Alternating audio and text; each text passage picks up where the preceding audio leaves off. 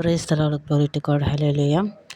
இன்றைக்கி ரோம 8 அதில் என்ன சொல்கிறேன்னா, நம்ம கூட பரிசுத்த ஆவி இருந்தால் நம்ம இருந்ததுக்கப்புறம் ஒரு லைஃப் இருக்கும். பிரைஸ் தி லார்ட், ஹெவனில் போகிறது அந்த மாதிரி. Price the Lord.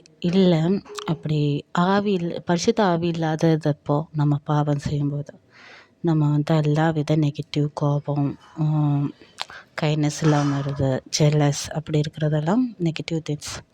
அப்போ என்னென்னா, ஃபர்ஸ்ட் ஆஃப் ஆல் நம்ம பாவம் இல்லாமல் பார்க்கணும்.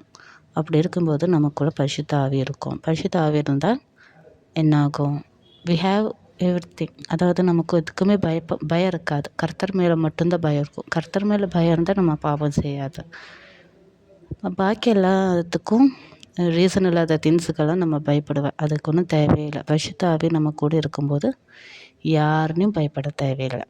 Okay, praise the Lord, glory to God. Thank you Jesus. Amen.